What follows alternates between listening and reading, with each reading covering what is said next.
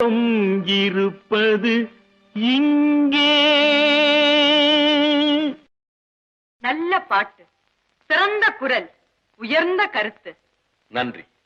இப்பாட்டை இயற்றியது நான் தான். இதற்கு இசையமைத்தது அதுவும் நான் தான். மிக்க மகிழ்ச்சி. புலவரே, உம்மை மனமாற பாராட்டுகிறேன்.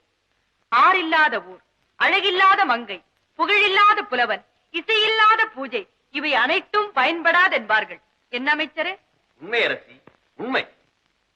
என் அதிர்ஷ்டத்தின் காரணமோ என்னவோ, நான் பட்டத்தை ஏற்று தெய்வத்தை தரிசிக்க வரும் வேளையில் தெய்வீக கானத்தையும் கேட்க முடிந்தது. என் இதயம் குளிர்ந்தமைக்காக இப்புலவருக்கு ஏதேனும் பரிசு கொடுக்க முடிவு கட்டிருக்கிறேன்.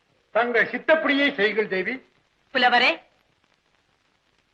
நான் அரசியானதும் முதலில் கொடுக்கும் பரிசு இது. நானே அகமகிழ்ந்து கொடுக்கிறேன் என்றால் இதற்கு விலை மதிப்பே கிடையாது. பெற்றுக்கொள்ளும். ஆண்டவனின் தொண்டுக்கு கூலி வாங்கும் பழக்கம் எங்கள் பரம்பரைக்கே கிடையாது. அதை தாங்களே வைத்துக் கொள்ளுங்கள். ஆண்டவனும் அரசும் ஒன்று என்பதை தாங்கள் படிக்கவில்லையோ? அனைத்தும் படித்திருக்கிறேன். ஆனால் ஆண்டவனுக்கு சமமாக நிற்கும் பக்குவத்தை தாங்கள் இன்னும் அடையவில்லை என்று நினைக்கிறேன். காரணம்? பேச்சில் தொனியில் ஆணவம் கலந்து விட்டது. எப்படி? அரசுக்கு அணிகலன் அன்பும் அடக்கம். அதை முதலில் ஆண்டவனிடம் வேண்டி பெற்றுக் கொள்ளுங்கள். சுவையான பேச்சு. நன்றி. பரிசு? விலை மதிப்பற்ற பொருள் தங்களிடமே இருக்கட்டும். புலவரே, இது ஆலயம், அரச சபை அல்ல. அப்படியா? அப்படித்தான். வருகிறேன். வணக்கம் ஐயா, அரசியை எதிர்த்து பேசலாமா? செல்வாக்கு சொல்வாக்கை அடக்கலாமா? ஆண்டவனும் அரசும் ஒன்று என்பதை தாங்கள் படிக்கவில்லையோ? அனைத்தும் படித்திருக்கிறேன். ஆனால் ஆண்டவனுக்கு சமமாக நிற்கும் பக்குவத்தை தாங்கள் இன்னும் அடையவில்லை என்று நினைக்கிறேன். காரணம்? பேச்சில் தொனியில் ஆணவம் கலந்து விட்டது.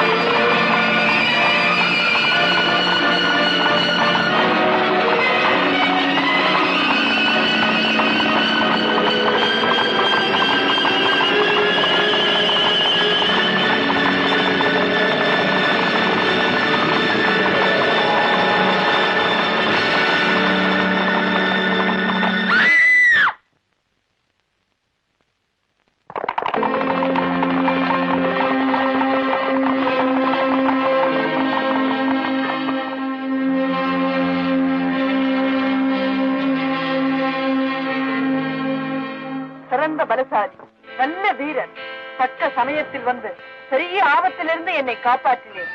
உம்மை பாராட்டுகிறேன். உமது ஊர்? இதே செல்வபுரம் தான். பெயர்? வீரமல்லன். தங்களது ஆஸ்தான மல்லனியை ஜெயித்து தற்போதைய ஆஸ்தான மல்லன் என்று பட்டம் பெற்றோம். மிக்க